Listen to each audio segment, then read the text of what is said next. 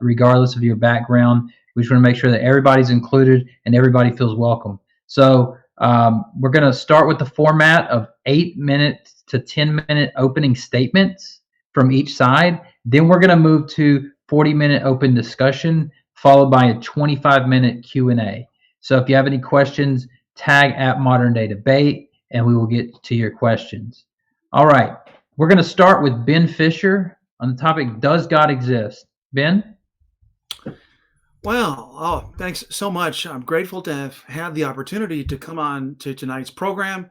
So thanks, Modern Day Debate, for folding me into their schedule. And as well, a special thanks to Benjamin Watkins for being part of tonight's discussion. I'm certainly looking forward to a wonderful exchange of ideas. Now, in our discussion, I'm going to be making two main contentions: that one, philosophical and therefore religious skepticism is now a soundly defeated argument within secular academia, and that number two, theism has a number of strong arguments in its favor. So I'm going to be looking forward to presenting both arguments tonight and offering various reasons in their defense. But for my opening statement, I'm going to be explaining why religious skepticism is now a soundly refuted argument, as I believe that this will add strength to my later arguments for God's existence. So let's go ahead and answer that essentially by setting the stage. What caused the problem of skepticism to first become within Western civilization? Well, skepticism essentially broke onto the scene of history at a time when ancient Greek philosophers were starting to become prolific at asking questions. Questions such as, how do we know anything? Can we know anything? If we can know anything, what is the proper method for knowing it? Other questions were also asked, which were aimed at even more fundamental issues, such as, what is knowledge to begin with? Is it something that we can define? If we can define it, what are the necessary characteristics of it? Now, amid the sea of swirling questions, there were two main inquiries which emerged and drew the most attention from early Greek philosophers. And they were, one, what is knowledge? And two, how do we get it? Now, the first question was considered for some centuries to have been decisively answered by the early Greek philosopher Plato, who held that knowledge contained three essential ingredients to it: proof, truth, and belief. And so it seems that for Plato, there simply had to be something more to knowledge than a person's mere belief that something was true, joined together with the fact that he was right. Instead, there needed to be some sort of a proof or justification for that belief. And so thus, according to Plato, justification was the needed ingredient to properly bracket truth and belief together under knowledge. And for centuries, most philosophers thought that Plato was right. Almost no one questioned his views. But in 1963, American philosopher Edmund Gettier published a brief paper which challenged Plato's classical definition of knowledge. Using a set of counterexamples, Gettier was able to demonstrate that Plato's definition had been incomplete all along. Instead, it was possible, said Gettier, for a person to believe something which was true and to have a reasonable justification for that belief without that belief necessarily counting as knowledge. And the result of Gettier's paper was a tremendous upheaval amongst modern philosophers to identify what had been missing from Plato's classical definition. Precisely what was it? Was it warrant? Was it vindication? Was it something else no one had ever thought of before? No one was able to say. Now, of course, the reason why this was such a problem for most modern philosophers is that unless we had a working definition for knowledge, we really could have no assurance on how to get it. And so it's therefore a somewhat comical joke of Western academia that to date, no one has been able to offer a convincing reply to Edmund Gettier's paper. So therefore, in response to our first question, no, modern philosophers don't really know how to define knowledge. So then what about our second question? Well, the second question is, how do we get knowledge? Now, for most of us, this is probably the more relevant issue for tonight's discussion. How do we decide, for example, that we really know that God exists? Is there some sort of a rational way to settle a question like that? Well, classically, skeptics have argued, again due to Plato's influence, that it is impossible for human beings to really know anything. Now, while the mere mention of the idea tends to elicit roaring laughter from some people, it is nevertheless a belief which has historically been immensely successful. And the reason is that it seems to be based on a principle which virtually all philosophers agree is true, called the closure principle. And the closure principle essentially states that in the case of any pair of opposing claims, if we know one is true, we also know the other is false. And so for this reason, the skeptic's argument winds up looking surprisingly good as we go about the business of simply minding our P's and Q's. Observe, if I know that P is true, I also know that Q is false. I cannot know that Q is false, therefore I cannot know that P is true. Now notice here that we are already seeing the very core inspiration for religious skepticism beginning to take shape. So if you don't see it yourself, simply listen to what happens when we restate the argument like this. If I know that Christianity is true, I know that Hinduism is false. I cannot know that Hinduism is false. Therefore, I cannot know that Christianity is true. And so for this reason, we can see that the skeptic will not succeed in defending his views tonight if he argues that religious skepticism is somehow different from philosophical skepticism. Well, moving on, the argument of skepticism has been powerful and perplexing. Almost no one in history has been able to soundly address it. But through an unexpected series of events, probably triggered mostly by Edmund Gettier, the chief premise for the skeptic's argument was brought into question. And this occurred as another American philosopher by the name of Robert Nozick set about trying to repair Plato's original definition of knowledge. And what happened next inadvertently became the basis for refuting skepticism. So here's how Nozick did it. First, let's consider the most vivid example of skepticism ever conceived. It's the story film depiction of the now infamous brain in the vat argument. The movie was released in 1999 by the famous film director duo, the Wachowski brothers, and it later went on to become their biggest smash hit. The film, as many of us know, is entitled The Matrix, and it told the story of a man who suddenly unplugged from a computer, only to discover that up until the present time, his entire life had been nothing but a dream. Well, the film portrays the struggles of the character, named Neo, to adjust to the world as it actually is. His life lived as a brain in a vat had deceived him regarding the true nature of his existence. Sentient machines had cleverly wired his cerebrum to stimulate his brain to accept his false experiences. And of course, this only raised the question for most moviegoers, how can we be certain that the Matrix does not exist? Well, naturally, few of us tended to be detained by the Matrix question for very long. Most of us probably dealt with it by shrugging our shoulders and having a sandwich. But for Nozick, stories like The Matrix prove an extremely invaluable point. Namely, they show that the argument of skepticism is now baseless. Now, to see why Nozick thought so, try imagining the following fanciful scenario. What would have happened if the machines themselves had decided to tell Neo that his body lay invatted in a tube of biodegradable goop? That's, of course, assuming the machines can really decide to do anything. Well, if this had happened, Neo would immediately be in a position to know that the real world lay utterly beyond his present empirical borders. But this, of course, raises the question, does this count as knowledge?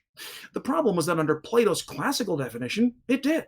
In fact, this point becomes all too easy for us to see as we simply reconsider Plato's criterion for knowledge alongside the present case under discussion. Give it a listen. 1. Belief. Did Neo believe the machine? Well, by supposition, we are saying that he did. 2. Truth. Was the machine story true? Well, yes, Neo was plugged into a computer. 3. Proof. Was Neo's belief justified? Well, the machine was the one who told him. But the question was, did this really count as knowledge? Was it? Well, our hesitation to answer yes at Nozick was a sign that something was wrong. Recall here that Gettier had argued that something was missing from Plato's classical definition. Scenarios like this one seem to show that Gettier was right. But that wasn't all that they seemed to show. They also purportedly pointed to the need for a new criterion knowledge in which the rule, if P not Q, begins to be seen as not a reliable method for leading us to knowledge. For could readily affirm that he was in the matrix P, as well as deny the claim that his senses were not deceiving him Q. The problem was that Neo's awareness wasn't due to his personally sensing it. And so therefore the rule, if P not Q, if this not this, cannot really be trusted to always lead us to knowledge. Now, before we go any further, it's probably important for us to chase down a distracting question. Why be concerned in the first place about whether or not the rule, if P not Q, will always lead us to knowledge? Isn't this a bit unnecessary? The answer, however, is that the first premise in the skeptic's argument flatly presupposes that it is a necessary step. So to see why, try rewinding your memory to any conversation you ever had with a skeptic. In virtually all cases, whenever you attempted to explain your Christian beliefs, didn't your skeptic friend simply invent some sort of a plausible sounding contradiction to one of your beliefs out of thin air, and then immediately suggest that unless you could refute his contradiction, you really couldn't know if your belief was correct? Well, in such cases, it probably would have been handy for you to know that denying Q will not always lead us to a knowledge of P. Instead, there will be times in which the principle, if P not Q, will fail to lead us to knowledge. And this will invariably occur whenever we insist that something is true and tails are personally sensing it. So with this in mind, let's return to the religious skeptic's argument and see for ourselves how this begins to affect things. Premise 1, if I know that Christianity is true, I know other religions are false. Premise 2, I cannot know other religions are false. Therefore, premise 3, I cannot know Christianity is true. Now, as we read through the above argument, it's obvious that the entire abstraction turns on the second premise. In other words, premise 2 is really the central premise, which most directly determines the outcome for the skeptic's argument. The question for us is this really true that we cannot know that all other religions in the world are false? Well, the skeptic who answers yes usually insists that the reason we cannot know that other religions are false is because we're not in a position to personally sense it. For example, we can't see spiritual things. These sorts of realities are not empirically beholden to us, and so therefore we cannot know that all of the religions in the world are false, or so the skeptic claims. The problem is that we've seen that making sensitivity a requirement for knowledge causes the rule of P not Q, if Christianity, not other religions, to fail to lead us to knowledge of Christianity. And so therefore, by defending the second premise of the argument in this way, the skeptic has imploded the first premise of the argument, which means the conclusion is now invalid. So at this point, if you can't see why this is significant, you're probably just not paying close enough attention. And the reason is that virtually all arguments from religious skepticism basically assume Nozick's sensitivity requirement as a necessary requirement for religious knowledge. Now, throughout our debate, we'll see how all-encompassing this objection really is and how devastating it is to current-day versions of atheism, and I really do think that it offers somewhat of a good refutation for some of the thinking that underlies the theory. So, in our talk, I'll begin to talk about cases for God's existence, and we'll talk about evidence, but in the meantime, I just wanted to lay this out as a necessary framework, perhaps, to our broader discussion. So, I'll go ahead and hand over the mic back to our moderators, and we'll, I suppose, continue our interesting discussion from there. Thanks so much, Ben. With 3 seconds left on the clock. That was pretty close. Good work. Good work. Yeah, for sure. All right. So we will kick it over to Ben Watkins for his opening remarks. Okay. So I want to first say that our question is, does a God exist of religious significance? So I want to first talk about the concept of God that I'll be criticizing tonight. So the first layer of the concept would be what I call the supernatural agent thesis, where a God is a disembodied, immaterial mind that causally interacts with the world. The second layer is what I'll call the perfect being thesis, where God is a perfect and personal being who is worthy of our worship. Such a being would have the essential divine properties of infinite power, perfect knowledge, perfect goodness, and perfect love. And the last layer that I would add on to it would be the biblical thesis. So tonight I'm taking God to be the only disembodied, immaterial mind who is always worthy of our worship is the God of the Bible. So I want to present some arguments basically attacking these different conceptions of what a God could be. So the first one I want to start with is the biblical thesis, because one of the things that's very common to particular religious traditions is miracle claims, and miracle claims are often given as evidence for the truth of some religion.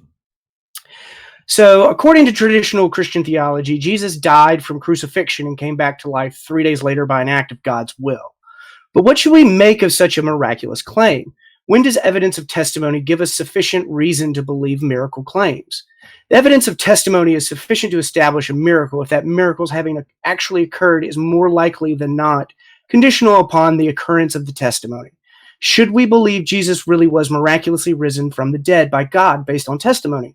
I argue we should not, because the falsehood of testimony on behalf of miracles of a religious nature is more likely than Jesus' resurrection. So my first premise A will be, if it is more likely than not the testimony surrounding Jesus' resurrection is false, then we should not believe Jesus was resurrected. It is an empirical fact that testimony evidence for miracles are notoriously unreliable because they have a high false positive rate. Eyewitness testimony of miraculous events are prone to error, exaggeration, and deception. What we know about human psychology should make us downgrade our confidence in the reliability of testimony on behalf of miracles, especially ones of a religious nature. So my premise B will be, it is more likely than not that testimony surrounding Jesus' resurrection is false. Therefore, conclusion C, we should not believe Jesus was resurrected. When we are presented with testimony of a miraculous event, we have to ask ourselves a question. Have the laws of nature been suspended in favor of some religious group, or has some other mistake been made? I've argued here the latter is more likely given the available evidence. Now I want to turn and attack the perfect being thesis, and mention a familiar problem, the problem of evil. The problem of evil for theism is the tension which arises between the properties attributed to God and facts of the kinds, amounts, and distributions of evil in our world. According to biological evolution, the biological role of pain ensures our world is full of suffering, and the distribution of it appears mostly random. 99.98% of species which have ever existed are now extinct because sentient creatures are in savage competition with one another for limited resources. In other words, survival is the exception and extinction is the rule. Some people even suffer so horrendously they lose themselves entirely. They come to believe their lives are, on the whole, not worth living. Why would a perfect being create a world full of so much seemingly random evil like human and non-human animal pains, natural disasters, and circumstances of injustice? These facts about suffering seem in some way incompatible with an infinitely powerful and perfectly good person. What reasons could such a being have for allowing these kinds of evils? God might use some evils as a means to achieve some greater good, or as a means to prevent some evil equally bad or worse. We can call evils which achieve neither of these goals unjustified evils. Premise D, the omnipotent God has the ability to prevent all unjustified evils. Premise E, a perfectly good God would be maximally motivated to prevent unjustified evils. Therefore, conclusion F, the perfect being thesis implies a God-created world would contain no unjustified evils. So it must be the case either premise G, there has never been any unjustified evil and all seemingly unjustified evil is illusory, or premise H, there has been at least one unjustified evil. Most evil seems pointless because it really is pointless. Premise G is implausible. The agony of being eaten alive, the terror of being raped, and the anguish of losing a child to disease really do seem pointlessly evil. We have no reason to believe them necessary for achieving any greater good or preventing some evil equally bad or worse. Our world would be, on the whole, much better if there was less evil in it. However, H is just what you would expect, given the non-intentional process of biological evolution, the indifferent laws of nature, and finite creatures with limited altruism. Appearance and reality about unjustified evil would coincide if atheism were true. But if that is true, then it follows, conclusion I, the perfect being thesis is false. I would now want to switch to a variation of the problem of evil, the problem of divine hiddenness. For many people, myself included, God can seem indifferent, distant, silent, and hidden. Some, over time, come to no longer believe there's a perfect being, and this lack of belief or absence of belief is not the result of emotional or behavioral opposition towards God. Let's call these people non-resistant non-theists. So why is God's existence not more obvious to them? A perfectly good and loving God could create such that anyone could enter into a relationship with him simply by trying. Premise J, God's perfect goodness and love imply he would always be open to relationship. God's openness would ensure no action he took put relationship out of reach. Additionally, a belief that God exists is a necessary condition for entering into a meaningful and positive relationship with him. So all non-theists must be resisting God in some way. So premise K is, if God is always open to relationship, then every finite person must believe God exists unless they are somehow resisting such a belief. Therefore, conclusion L, if the perfect being thesis is true, then there are no non-resistant non-theists. Former theists like myself were already in a relationship with God, and a loss of belief terminated that relationship. Some lifelong seekers are open to finding or being found by a perfect being without ever achieving that goal.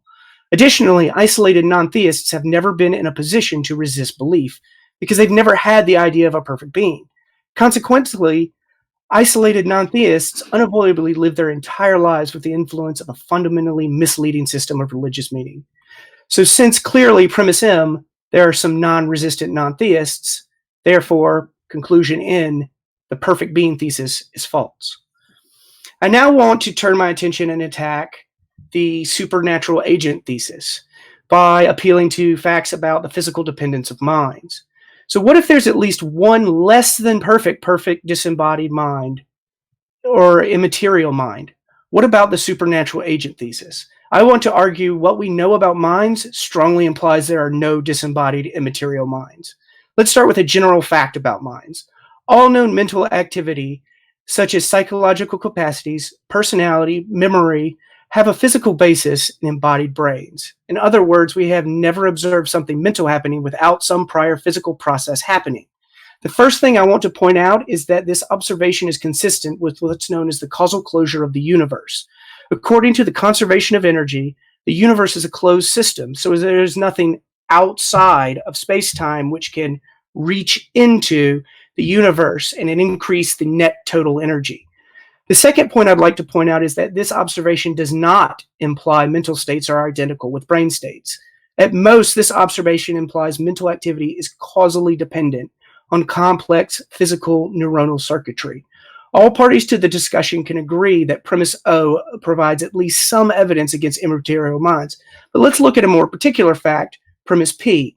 A person's brain can be damaged such that the person is unconscious. If all minds are physically dependent on embodied brains, then what would sufficiently explain P? Why would P be the case if there is an immaterial mind which can exist independently of any physical structure? We might expect such an injury to damage communication between an immaterial mind and a material brain, with the result the person's behavior ceases, but there is no reason why the immaterial mind should stop having mental states, like thoughts and feelings. Therefore, other things being equal, P favors the view there are no immaterial minds over the view there are some immaterial minds. Let's consider a more particular fact to drive this point home. The probability that a given person will have certain psychological traits is a function of whether their parents did or did not have those traits. Again, if the mind is immaterial, how do we explain this fact? Why should there be any correlation between the personality traits present in an immaterial mind if a person's parents and those present in the person's own material mind? By contrast, if there is no immaterial minds and all mental activity is physically dependent, then genetics will give us a perfectly sufficient explanation. Premise S, the supernatural agent thesis implies there are some disembodied minds. Premise T, there are not any disembodied minds, therefore, conclusion U, the supernatural agent thesis is false. So what have I done? I've laid out 4 arguments. One of them is against a biblical thesis.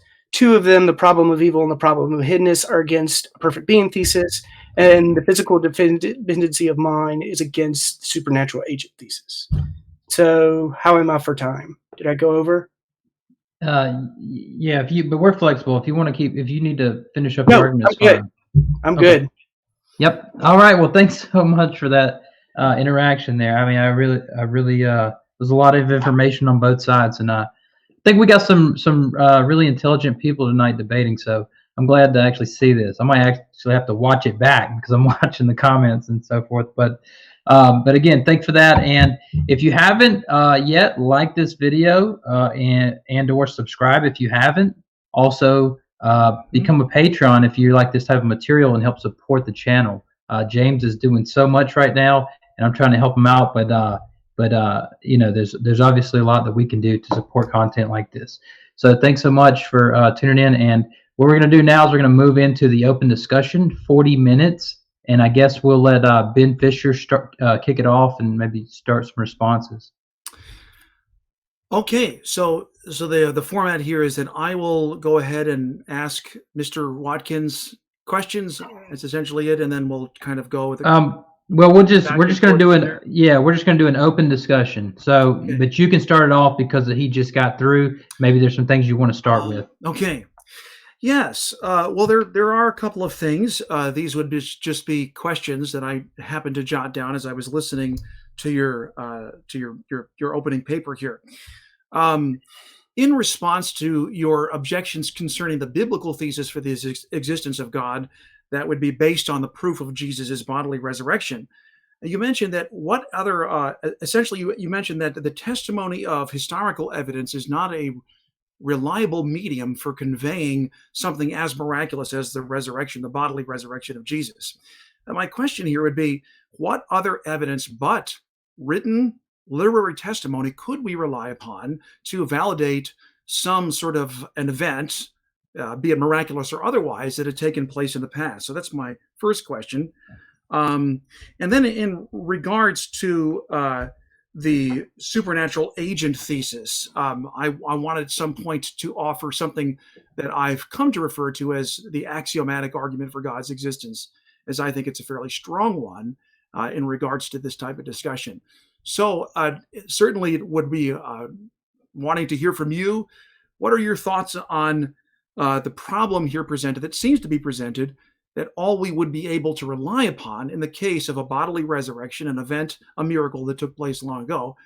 It seems that we are at a lack of something else other than written testimony to rely upon which basically to base the, to essentially ground the event. So could you speak to that a bit? I think that would be interesting. Sure. So the way that I would phrase it is that the evidence that we need in order to justify such a miraculous claim is not the evidence that we have.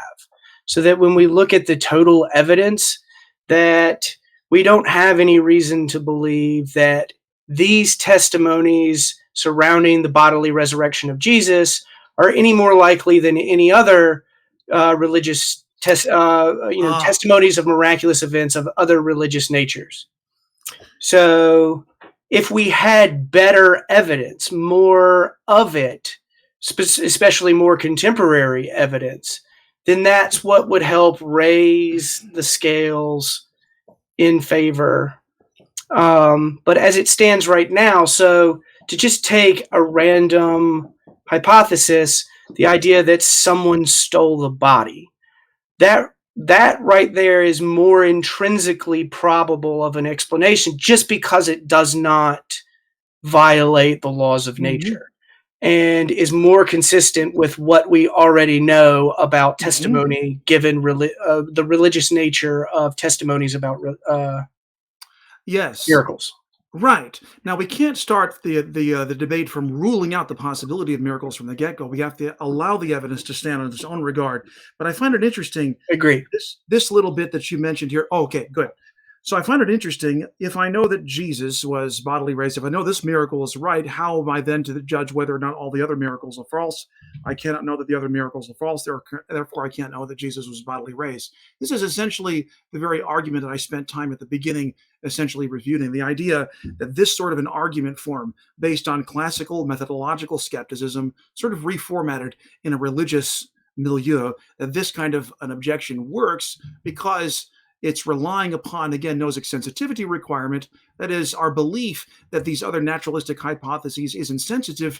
Therefore, we're not able to know whether or not these other alternatives are false. This is a classical religious skeptical defense of premise 2 in the argument, which doesn't work for some of the reasons I mentioned. So I don't think I would use the argument as you formulated it and what you were criticizing a lot in your opening.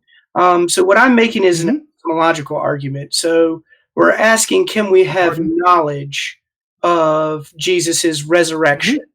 Or that we could have knowledge of it. So if we believe that Jesus was resurrected from the dead, can that belief be justified? And I'm saying that if we look at the available evidence, it's not justified based on the available evidence. The available evidence would have the scales tip in favor of the resurrection not happening. So this puts all worries about skepticism aside. I will concede to you that knowledge is possible, that we can believe things and give justification. I'm not saying that you are saying questions and give true answers to them. Yes, I wouldn't be so unwise as to suggest that you think that knowledge is impossible, but you certainly do seem to be skeptical of the possibility of religious knowledge. No, not at all. I wouldn't say that at all. So I'm a philosopher of religion. So I just don't believe that there is this perfect disembodied mind. I think that is a product of human superstition and societal dogma. I think that our religious concepts need to evolve, and they need to become something more along the lines of a pantheistic religious conception, where we see nature as something that's worthy of our worship, and that prayer would look more like something like meditation. So that's, I guess I'm getting into that. That's my project with Real Atheology, is to explore what religion can look like once we have discarded theism. Right. And essentially, I think that most of us on the theistic side are going to be fairly persuaded that the arguments for the resurrection, the bodily resurrection of Jesus, do stand on their own merit, that they do offer a clear supernatural event as being the best explanation for the historical evidences that we do have, which are left to us. And I think this is where essentially, we're sort of parting company here. I think that one of the things which most of us find to be so remarkable is that obviously upending the resurrection is going to demand in the first place that there's some other explanation that we can give which prompts the Easter message. And about this, William Paley wrote some centuries ago, quote, "The ruling party at Jerusalem had just crucified the founder of the religion. They who stood forth to preach must necessarily reproach these rulers with an execution they could not but represent as a murder." And so the notion of interreligious borrowing therefore seems to strain credulity, which is very often put out by atheists these days. Jesus' disciples were clearly facing a deadly threat, so they weren't playing religious jazz here and inventing some sort of a strange idea that on the basis of perhaps the remains of pagan myths. And so the motive behind the message would need to be something of the sort which would somehow produce the willingness to hazard the danger expected. And again, as Paley noted, quote, "Ordinarily speaking, nothing can overcome the the indolence of mankind, but the love of cheerful society, the desire of personal freedom, these cannot be surmounted. The only thing that can is conviction." And the point is certainly to most of us appropriately stated. So therefore, we have to conclude that the cause of the message was somehow deeply arresting to the earliest disciples. The movement of early Christianity could not have started otherwise. Something powerful had to occur to elicit the belief that Jesus of Nazareth was now risen from the dead. And so therefore, the common claims, perhaps rabbinic Judaism, somehow birthed a pagan hybrid. This sounds unrealistic to most of us because whatever the disciples saw, it dramatically altered their Judaism without the aid of stories borrowed from ancient cultic myths. It's simply an unrealistic hypothesis. And so from that point, the case for Easter begins to narrow significantly. The list of probable options dramatically shrinks. Hallucinations, for example, become an unlikely candidate for producing religious visions, which were so different from early Jewish beliefs. The fact that skeptical scholarship has at times argued the pagan route to Easter suggests that the case indeed cries out for some kind of external inspiration. So hallucinations cannot account for the disciples' visions, since religiously inspired delusions are simply projections of our own minds. And so things like that are the reasons why a lot of us are convinced that the story which lies behind the historical facts itself, we're trying to get at that story. What do the facts show? They seem to infer that this is a really, really good hypothesis. And so I am among those who are greatly convinced on the basis of the evidence that we really have to take this man, Jesus, very, very seriously. And so I do. And I hope that others watching the show would possibly think to do that themselves.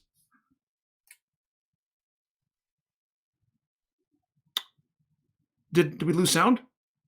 No, we still got you. The moderator was going to pick up in there. No, you guys are open discussion for 40 minutes, so just. Oh, okay. I didn't know if we were going to move to different questions. Sorry. Oh, no. Open discussion, whatever you guys want to discuss. Okay. Yes, go ahead. So I will concede to you any of the intrinsic implausibilities to the naturalistic hypotheses that you're suggesting. My argument is that even with all of those intrinsic likelihoods, that is still more likely than the laws of nature being violated from the outside. And we can make that inference based on the nature of religious testimony in general, by the history of religious testimony. So if that history had have been different, then we would all have, if we all had a sensus divinitatis, sort of, where we could all just sense God being, we didn't have to turn to historical evidence, we would then be sufficiently justified in that.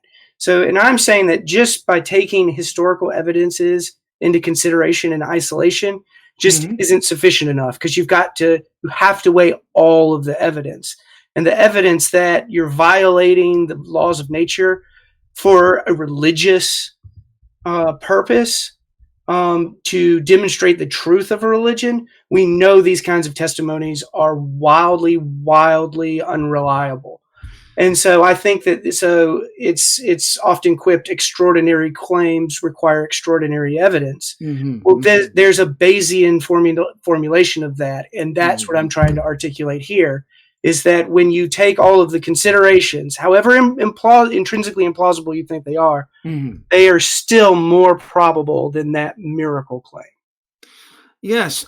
Here I would just simply argue, I think that it's been wonderfully shown by modern apologists that obviously anytime we're talking about the intrinsic likelihood of something, we're talking essentially about sort of the statistical likelihood of something, a set event coming about, whatever that event may be. Now, that's always going to be relative to a certain body of background information. And if that background information includes sufficiently good reasons to believe, for example, in the existence of God, then we have permission to look at each of these historical events and consider whether or not a given miracle event is indeed very plausible or likely. I'll go ahead and concede that to you right now then. So, because you're then saying if there's other considerations that incumbent and there's a cumulative case, I think that's a more than acceptable move. And so we're in an open discussion. Let's move to some of those other considerations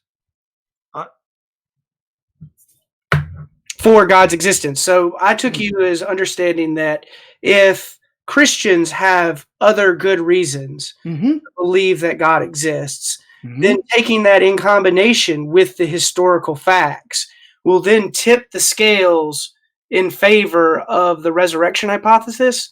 I'm with you. I think that's evaluating the evidence on its merits, and let's talk about it.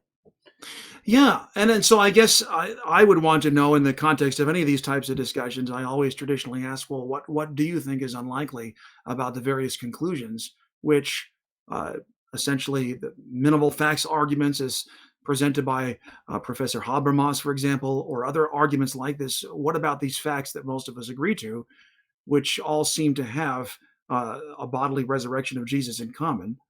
What about any of these facts seems implausible? Usually, I think that we've got to understand, obviously, that history is not giving to us deductively certain arguments. It's giving to us inductive arguments, and these arguments are basically all that we have to rely on. To say that it has to be otherwise, I think, really harms the basis for human epistemology in some pretty significant ways. I agree. Maybe we could talk about that at some point, but yeah. So what do you think? In that claim in the front of our minds, my claim about miracles is that the inductive inference, the one that we need to make for that religious claim, is not as strong as it needs to be. So I'll totally agree with you that's all we have to go by. It's not deduction, that it's induction and abduction, if we want to get really, really precise. I'm totally with you. I'm saying that the weight of evidence is on the other side of the scale. In what sense? In the sense of what we know about testimonies regarding miracle claims of a religious nature. That evidence, when you take all that evidence as a whole, what do we know about it, though? What do we know about it? What do we know about that evidence, for example? You said what we know about that evidence. What do we know? So we know that eyewitness testimony of miraculous events are prone to error, exaggeration, and deception. What we know about contemporary human psychology should make us downgrade our confidence in the reliability of testimony on behalf of miracles, especially ones of a religious nature. And so what you're going to need is lots and lots of testimonies to back this up. So think of if scientists are trying to find a very, very elusive particle, they're going to have to get multiple testimonies. Multiple people are going to have to be there. They're going to have to have looked over the experiments and all agreed on certain things. Well, why is that? Why do we have to have all that? Why can't we just have two guys in a room looking for this particle? It's because we have to make those inductive inferences strong to overcome the evidence against it. We don't want to give into our own confirmation biases. So that's a psychological bias certainly, yes, that we all have. And so that's what's driving this skeptical worry about miracles, because I could think of it from my perspective as an atheist, or just as a non-theist. I have a Christian and I have a Muslim, and they're making the exact same sorts of arguments, appealing to history, appealing to personal experiences. I see. And I'm trying to make a rational decision between the two. All I have from this third-person vantage is the weight of the evidence. So it's a problem of underdetermination. Sure. Yes, that's a great. I think that's a perfectly fair way of saying it. It's that the inferences that we need to those miracle claims for it to be justified are not anywhere near as strong as they need to be. And what would make them strong? I gave the example earlier of us all having a universal conscious experience of a deity who had a relationship with us and communicated with us. This shared intersubjective experience we could just always refer to that intersubjective experience. Just like we can there's the question of human consciousness. We don't know what human consciousness is, but the intersubjective experience of us all having this, we all feel as if we're conscious. So if God could get, and so I think it's perfectly reasonable to make the claim, I know that I'm conscious. But I think that is a perfectly reasonable claim to knowledge. Now, what if a person's conscience is that this very experience that you've just discussed and articulated? What if our sense of there being a rightness and a wrongness of given that we should attribute to certain sorts of perhaps events, how do we decide that this is right or this is wrong, etc.? Our conscience is that. And so then if we simply go to the evidence itself, revisit the claims for the resurrection, we can look and see, do they stand on their own right?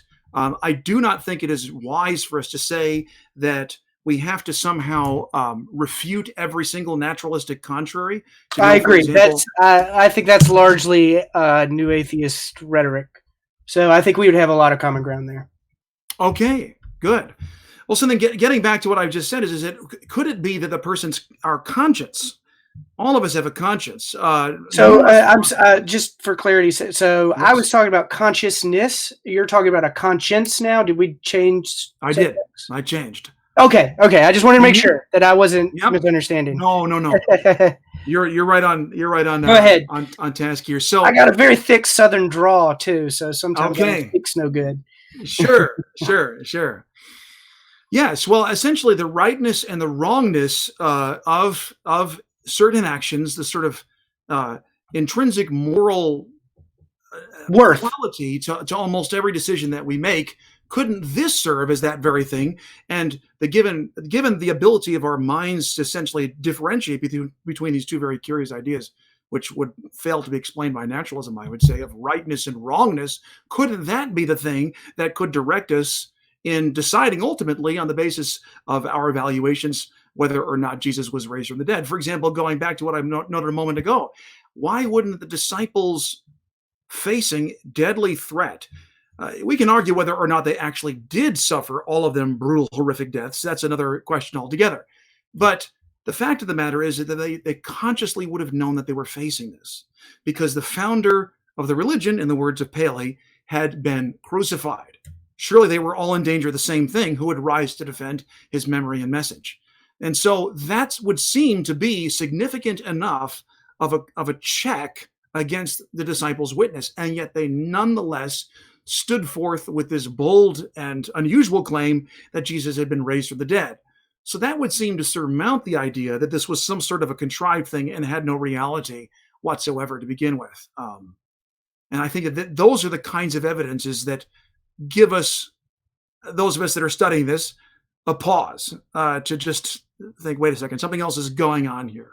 Does that make sense? Sure. So I would agree that when we have ethical inquiry and religious inquiry, we're using our sense of reason in these exploration of our questions to see if we can, find answers to our ethical questions and our religious questions, and Mm-hmm. certainly they're going to overlap. So, Yeah. Well, I wanted to get back to, and I want to make sure that we do this because I'm conscious of the fact that there's only 40 minutes here to our discussion. Maybe it's too short. My folks are in from out of town. I want to get back to hanging out with them. My wife's in the next room and at the dinner table. So I want to make sure that we actually get this part in, because essentially when it comes to sort of the supernatural agent thesis, just sort of leaving the resurrection behind for a moment, that essentially this really does seem to be something that is answerable by an argument that I have discussed in my own lecturing and my own articles as I've spoken on these things in a variety of contexts. Essentially, the argument here is what I would refer to, sometimes I refer to it as the Lord of the Matrix. So just start by imagining, for the sake of argument, just going back to the skeptic's hypothesis, that you really are just a brain in a vat. So since that's the classical argument, let's just go ahead and start there. So an evil mad scientist has cleverly wired your cerebrum, is now controlling your every sensory experience. Now, would it perhaps surprise you that you could still deduce, even in those kinds of straits, that God exists? And in fact, the argument turns out to be virtually irrefutable. Come what may, this divine conclusion that I'm describing persists. And so the case here really does ultimately hinge upon our understanding of mathematics. I hold that it's self-evidently true that whether we are awake in the real world or asleep in the matrix, 2 plus 3 will nevertheless equal 5. And far from, basically, from what we know of math, it seems to me that it's flatly impossible for mathematical truths to somehow wind up being false. And so we can— they're necessary truths. They're necessary truths. That's right. And so Sure. These rules, these axioms, they are true even if it turns out that we're sleeping in the matrix. And so with that in mind, just go back to something that a lot of us have referred to, this idea of this collection of dominoes. I'll refer to this particular species of the argument as the ever-pending birthday. So just imagine that you walked into a room only to encounter an infinite row of tumbling dominoes. So each falling tile collapses the subsequent member and causes the preceding domino to plummet towards the earth. And now imagine that the row is just utterly beginningless, and it leads to a final domino standing near your foot. So bending down, you notice that the domino bears an inscription which reads the exact date of your birth. So you then begin to wonder, if the set of dominoes is infinitely long, how much time does it take for my birthday to arrive? Well, the answer is unavoidable. Your tile never falls, and so consequently you would never be born. And so for this reason, the matrix world cannot be eternal, right? Some initial trigger has to set the world in motion, because since a brain could not be invented if its person were never born, some inaugural set of affairs is necessary for us to create the story, or any story. Could be the story of Kaiser Sose, Van Helsing, the Swiss Family Robinson. Doesn't matter. Every story has to have some sort of a primordial beginning to it in order to explain how the other events are occurring. And so this initial cause has to exist eternally as well, since any finite cause would itself require some causal parent. And so from this point, really only one additional proof is needed to demonstrate that God is Lord of every world we imagine, or Lord of the Matrix. Final question. So when you say he's Lord, if the cause is the founding reason, if we say that the reason is something which lies outside of the cause itself, then it, and not the cause, is the real reason why the matrix world exists. So the parent cause of the world necessarily causes itself to cause the other causes to be set into motion.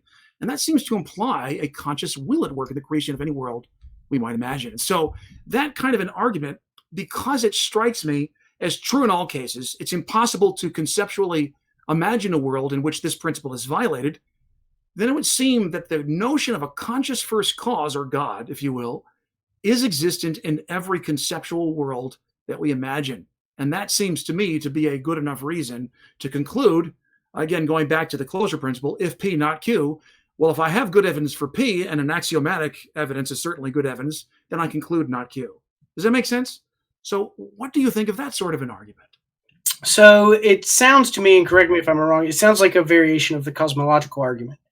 And so, as I understand cosmological arguments in their most general form, is that they start with some fact about the universe that can't explain itself. So it seems like the domino example. You're looking for an explanation of why the dominoes are falling, and you can't, it can't just explain itself.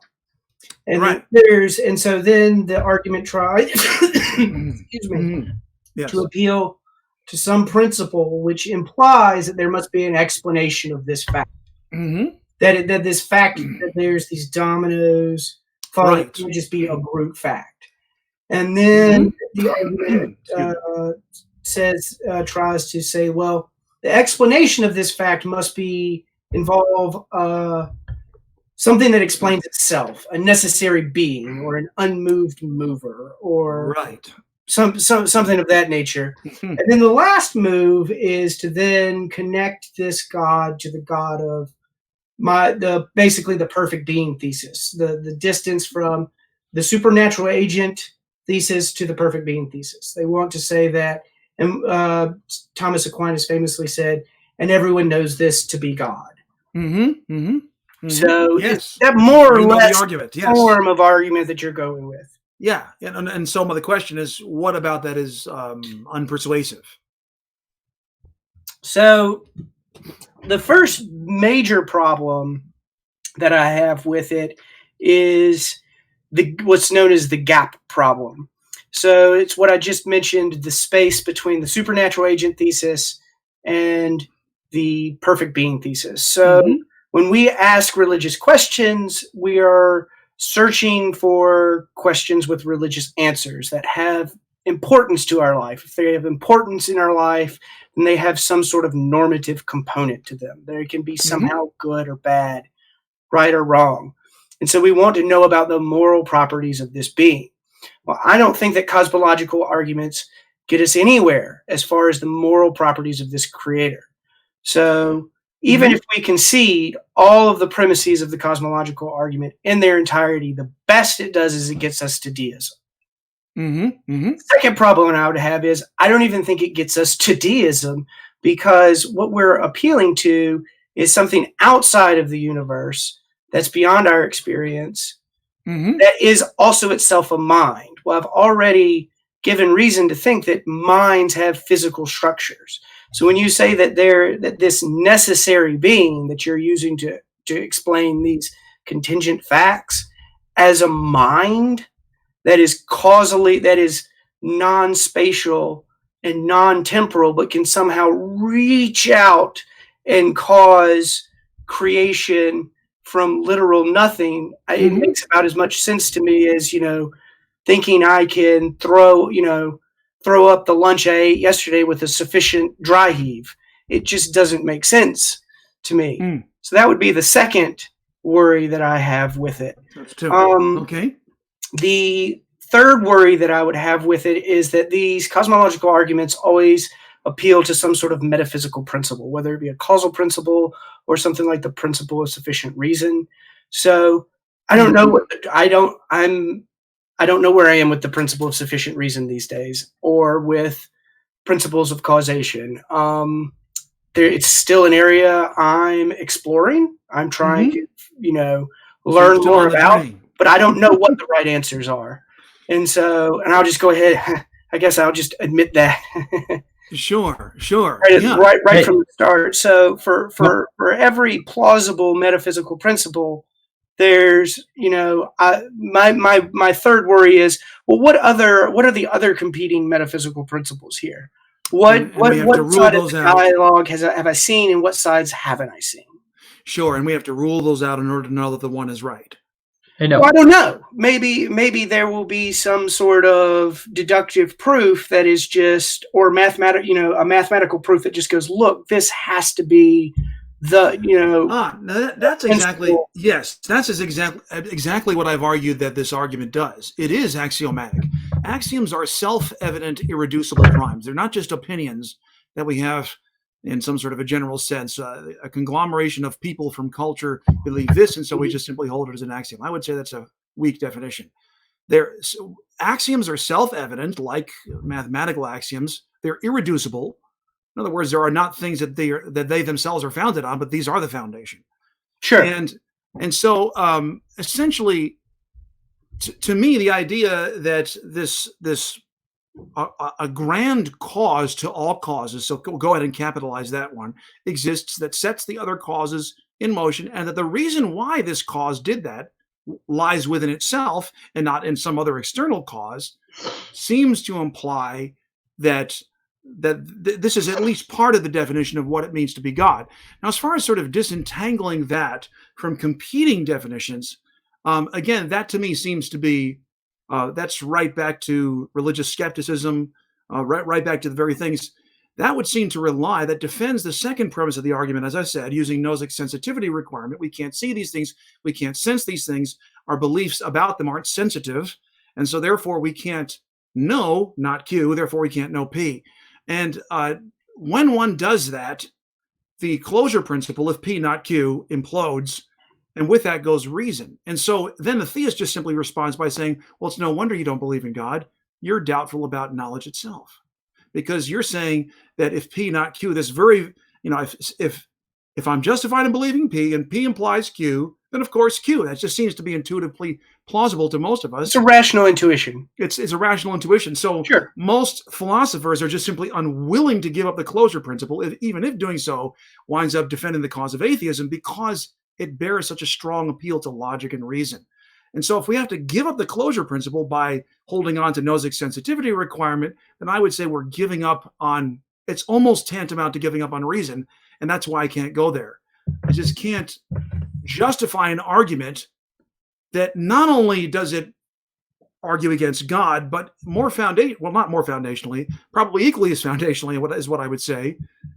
Equally as foundationally, it actually questions our basis for knowledge and how we know true propositions. And that's just simply too grand of an epistemological leap for me to make just to prove atheism, for example. And so do you think that I've made those epistemological leaps in any of the arguments that I've given tonight?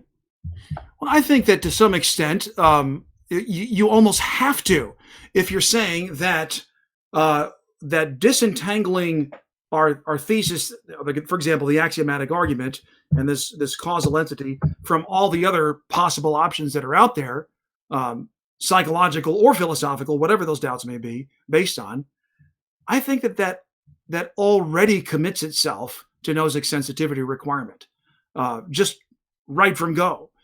In which case, how do we quite know something? I don't think the tracking theories of knowledge which Nozick walked out are very effective. I think that they have problems of their own. Nozick knew that. And so I think that any theory of knowledge which we are going to assent to has to agree that closure is right. Closure is important, even if it's not. If we have certainty of P, then we know with certainty not Q. It could be I'm justified in believing to this degree that P, therefore I'm justified in also saying to this degree or greater, or to some extent, not Q. And to me, guys, we got about 5 minutes left. Okay. So just to the audience, if you haven't gotten your question yet and you have a question for either Ben, go ahead and send it in, tag @ModernDayDebate. We got about 4.5 minutes left to go. So go ahead and start giving your closing thoughts. You go ahead. So I guess I would just close with, so my intent coming here tonight was to try to answer the question, does God exist? And to just give arguments for that. So I didn't come prepared with epistemological arguments or, well, I guess I did come to the table with an epistemological argument in my miracle section, but I didn't come to discuss the like the closure principle. I don't know if I have the right answer to the questions that are being asked there. I don't know, even if I've really fully understood the questions there. So I don't know if I'm going to be able to comment too substantively there. So I do apologize for that. But in closing, I just want to recap what I had done. The first, the first layer of the God hypothesis was supernatural agent thesis, and I thought that what we know about the physical dependency of mind gives us reasons to believe that thesis is false. And then I looked at the perfect being thesis, and I looked at the argument from evil and the argument from divine hiddenness, and I think those are really strong arguments against the perfect being thesis. And then I gave a skeptical argument on belief in miracles of a religious nature. Mm-hmm. And so I think that undercuts a biblical thesis. And I will turn over to Mr. Fischer now. Okay. Okay. Well, I've just so I've come and I've perhaps done something a bit unorthodox to these type of discussions. My goal has been to just simply not just to simply give a positive case, but to actually undercut what I see as the problems behind much religious skepticism in a general sense. I think that they lead us to inadequate theories of knowledge, and I think that that therefore becomes perhaps a reason why it is that the atheist is saying, well, we can't really know. What can we really know about God to begin with? He's hidden. Problems of religious skepticism concerning miracles, etc. And so I think that I want to hold on to the idea of there being a rational reason to essentially reject these type of hypotheses. In the end, they simply seem to not only disembowel our knowledge of God, but disembowel our knowledge about knowledge. And to me, that becomes a major problem. And that's one of the reasons I would simply say to the atheists, let's just say, hypothetically speaking, that I did wish to become an atheist. And I'm trying to believe that atheism is true. But I see that these problems are there at a fundamental epistemological, philosophical basis. So I'm wrestling with these, and let's say that I would become, I still lack.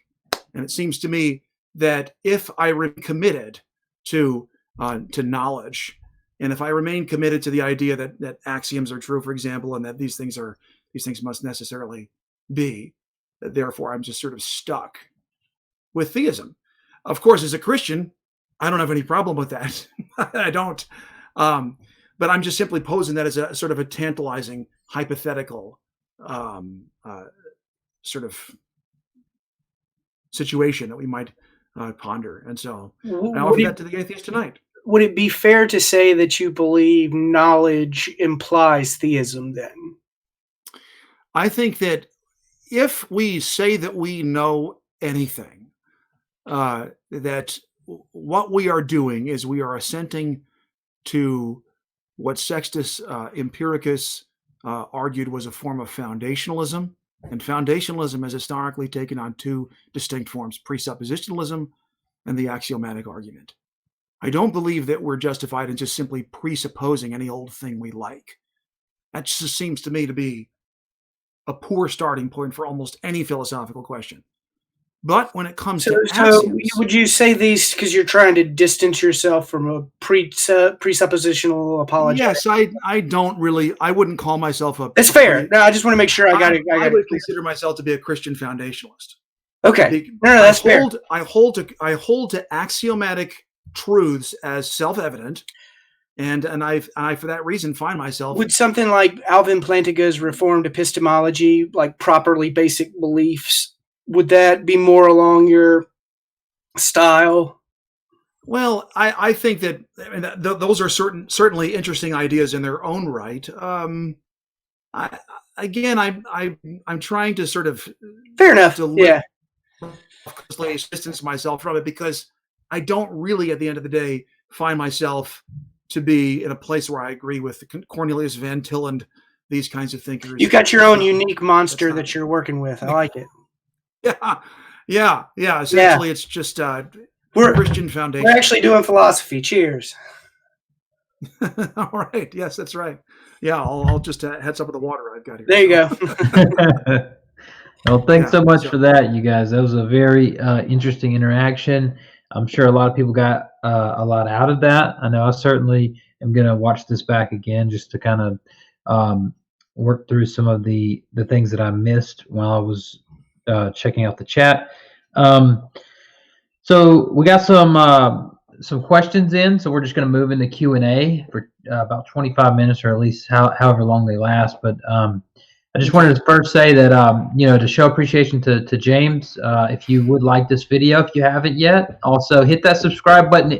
I know you've been wanting to. If you haven't, definitely do it, because we have some huge debates coming up. Like, there's some really awesome debates that I'm super excited about coming up. So first we have Michael Dresden, thanks so much for your $2 super chat. Bored of watching atheists lose every time. Taking shots.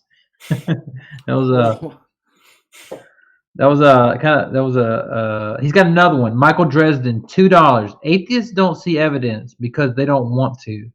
Do you have anything that you want to say anything about that? So I would say that evidence is normative. So it's about what we should, ought, or must believe. So my particular desires of what I want to believe are pretty much irrelevant to what is reasonable to believe. So I think that I'm using a rational process in my inquiry, but I'm probably wrong about everything. So we'll see. All right. I guess that's the risk I take for thinking for myself. I don't know. Thanks so much for that answer. Jay Shy, thank you so much for your $5 super chat. Evil is the lack of good. In order to get rid of evil, God will have to get rid of good or free will. Not every being will choose to do what's good. Not sure who that one was for. Either you care to? Yeah. Okay. Go ahead, Fischer. Take this one. So I should try to take this one. You want me to reread it? Sure. I'm not sure that I quite understood the goal or aim of the. I'm not sure there was a question there. Yeah, there wasn't a question, but it's just evil is the lack of good. In order to get rid of evil, God will have to get rid of good or free will.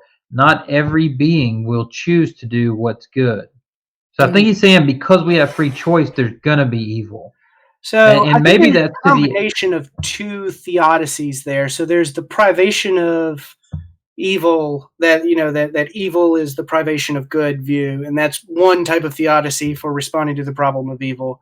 And then there's the free will theodicy, saying that because we are free creatures, or significantly free creatures, that if God wanted to eliminate all evil, he would, in order to do that, he'd have to eliminate the great good of free will. I think that's what they're getting at. I don't think that necessarily the free will and the privation of good thing are connected, or maybe they are. I don't know.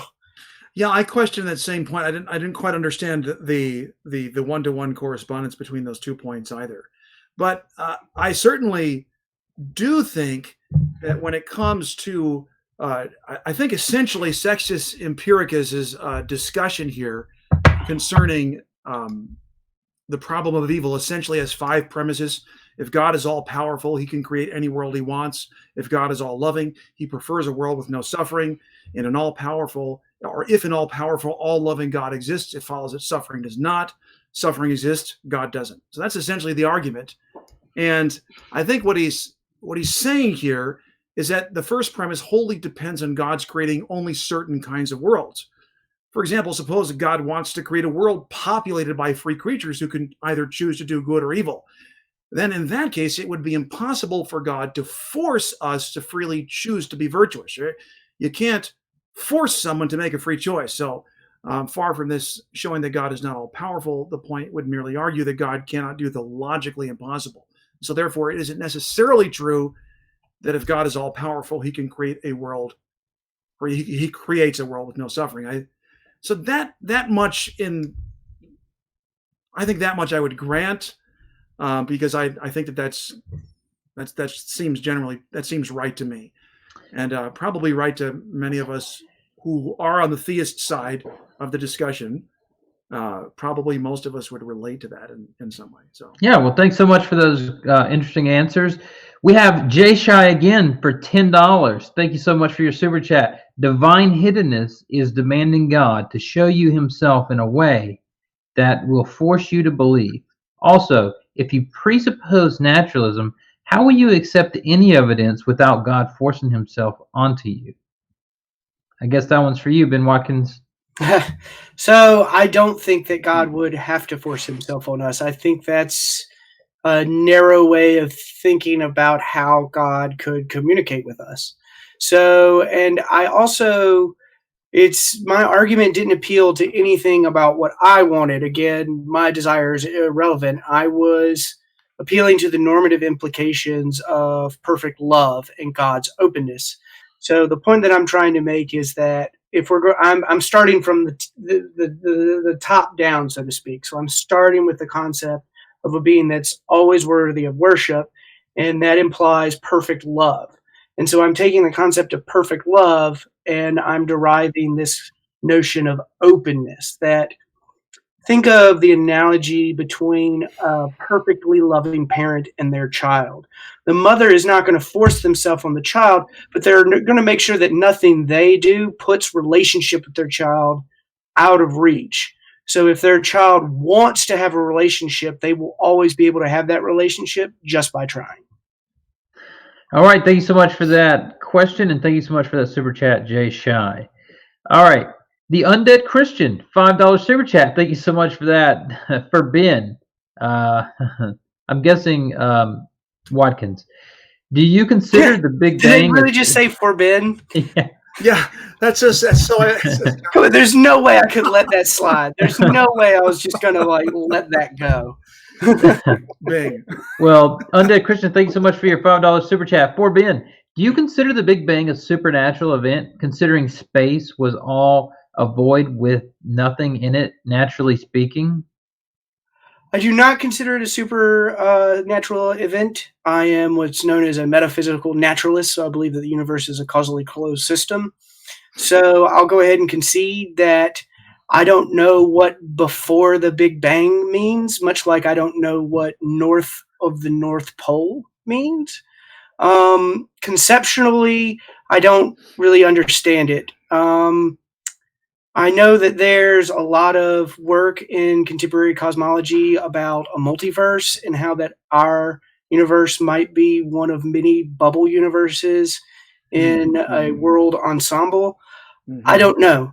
I don't know the answers to those deep cosmological arguments, but I do accept that as a cosmological fact that there was an event, the Big Bang, where our ability to describe the singularity, the cosmic singularity, our ability to describe it classically breaks down. To describe it mathematically just breaks down. And so I don't think we're really going to have a good answer to this until we get that unifying theory between quantum mechanics and general relativity. That's getting way in the weeds. So yeah. Well, thank you so much for that interesting answer. And we have Keith X. Thank you so much for your $5 super chat. Question for Ben. Ben said, if infinite, then X will never come to pass.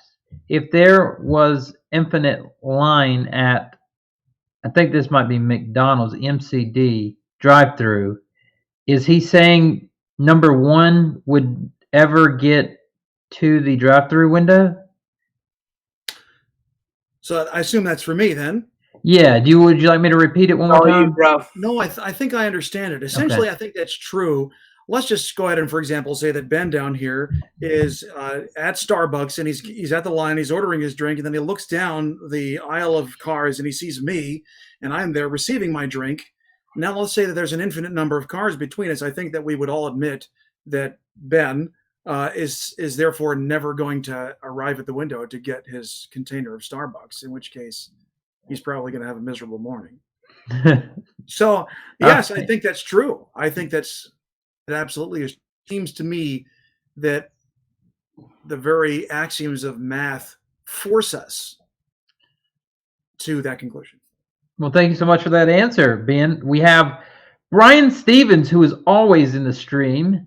Brian asks, question, is it possible, yes or no, that the followers of Jesus could have been convinced of something that was not true and be willing to die for it? I'm guessing this is for you, Ben Fischer. Yes, I believe that. So I think that history has taught us that human psychology, people will die for all sorts of outlandish things.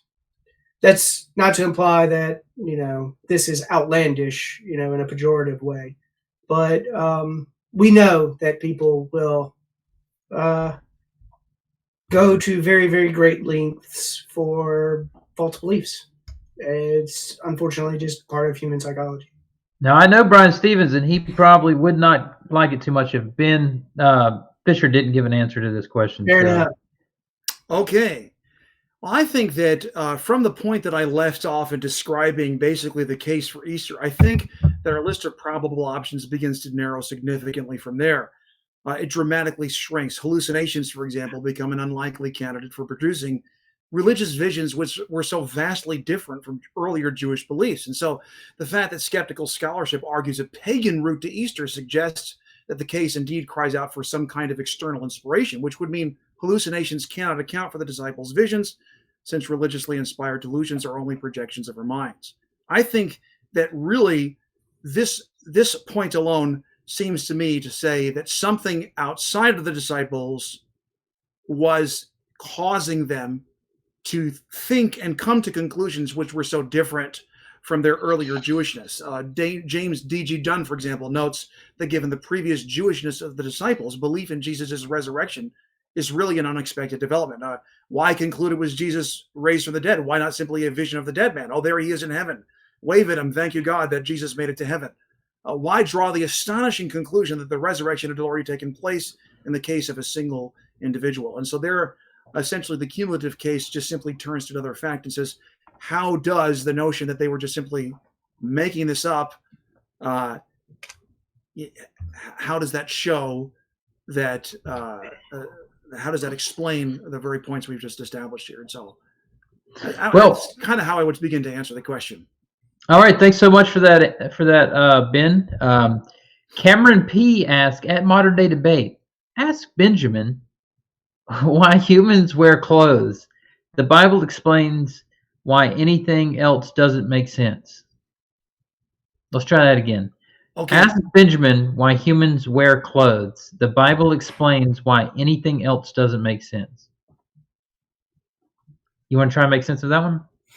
So I will go ahead and say that I don't know the exact answer to that question. From my understanding of human anthropology, there's three things that are essential to sustaining human life: food, shelter, and clothing. So I assume that clothing provided some sort of survival advantage, and that's why it became part of our society and our species. Maybe fashion had something to do with it too. I don't know. It's an interesting question. All right, thank you so much for that, because actually you helped me piece that one together. I originally thought it was for Ben Fischer, but I see now it's ask Benjamin why humans wear clothes, because the Bible explains why, and anything else doesn't make sense. I got you. Okay. So I would prefer an explanation from anthropology to one from the Bible. All right, thanks so much for that explanation. We have Subtracted for $5. Thank you so much for your super chat. How did God exist before time itself existed? Before is a period in a spatial timeline. Ben Fischer? Oh, so that's directed to me. Well, it doesn't say, but I would. I think he's asking about God's relationship to time, basically. Yeah. So yeah, I think that's a good one for Fischer. Because he's saying that time is that existence is a period in a spatial timeline. How did God exist before time? So the classical understanding would essentially would have been potentially okay with there being moments before the moment of time. I don't know that my view would be one that would be congruent with that sort of a notion. I rather think that God acts and causes creation, that God's causing creation and the effect itself are coincident, and that they signify the first moment, and that before that, there was no sequential reality. For example, it is not as though God was engaged in some sort of an eternal discussion. So the Father says this, Jesus says this, the Holy Spirit says this, and this was going on from eternity, because there you're running into some of the same arguments that I noted in the case of the dominoes. So I rather think that there is nothing sequential in God. In other words, all of God's thoughts are present to him in sort of an immediate eternal now. Jesus said, before Abraham was, I am. The angel said to Moses from the bush, I am that I am. So I think that these kinds of designations point to there being nothing sequential in God, such that we could not take, for example, 100 of God's thoughts, bring them onto the debate screen here tonight and set them in a sequential order, because God doesn't engage himself in some sort of a discursive inward discussion. I think all of his thoughts are present to him, and then he acts, and his acting to create is actually coincident with the effect it creates. All right, thanks, Ben, for that explanation. Next, we have, let's see. That was the same question there from earlier. Stupid Whore Energy is what she calls herself, folks. Stupid Whore Energy, thank you so much for your $5 super chat. She's always in the stream, always giving super chats. There is no number one in an infinite timeline. You can start from any time in an infinite past and get to the present in discrete steps. But that would assume that infinite values can be divided, which they can't. That would disobey the math, the axioms of math. So, okay, thank you so much for that. Stupid Whore Energy, again, $2 super chat. Thank you so much for that. Very generous. What does now mean in timelessness? Well, timelessness. So now is a presentist term. So it's just a contradiction in terms. Sure. Yeah. And I could certainly grant that possibly could sound self-defeating or something like that. I essentially think here that without some sort of an eternal causal parent to all causes, you just simply can't get the string of causes going. So the only explanation for this is a cause that has always existed eternally. As to whether or not it's proper to call it an eternal now, let's go ahead and leave that up for discussion. Well played to the super chat, and we'll go ahead and leave it at that. Well played, Super Whore Energy. Subtracted $2. Thank you so much for your super chat. Causation is an action which requires time. So he's saying that all of our experiences of causation have been causes in time. So if we're then applying our principles of causation that are derived from our experience, we're applying them to a point in the universe where they just might not apply. Yes, and I think here, given the sort of irreducible nature of the very argument I've given, you have to have some sort of a first cause.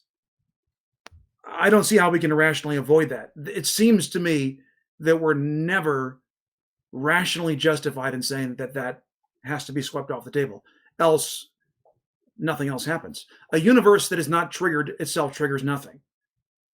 It seems to me that that's self-evidently true. And so this all really comes down to the perennial question of philosophy: why is there something rather than nothing? And so on one level, this question is obvious. The answer is there's always been something. But then the question becomes, what is the nature of this something that has always existed? Yes. And so there's competing answers to this. And Mr. Fischer prefers the theistic hypothesis, where I would probably put something more like a multiverse hypothesis forward. All right, thank you so much for that. Let's see, make sure we don't have any more. I think that was the last question we had, and then we can get you guys out of here. Okay. All right, yep, I believe that's it. Well, thanks so much, Ben and Ben, for those interesting responses. This has been a productive interaction, I think. I don't believe you actually even needed a moderator. You guys are such gentlemen and very cordial, so it's more like a collegiate discussion than what a lot of times we see. But yes. High five for that one. Yeah, if it were possible, we could do that. Yeah. That's awesome. Yeah. Well, I really appreciate both of you guys being here. I appreciate all the audience for being here. Thanks for all the super chats. The usual suspects are in the chat, of course. And one more time, if we could just do a favor for James, if you haven't hit the like button, hit it. And then also, if you haven't subscribed yet, feel free to hit that subscribe button and follow my lead and become a patron. And then with that, keep sifting the reasonable from the unreasonable.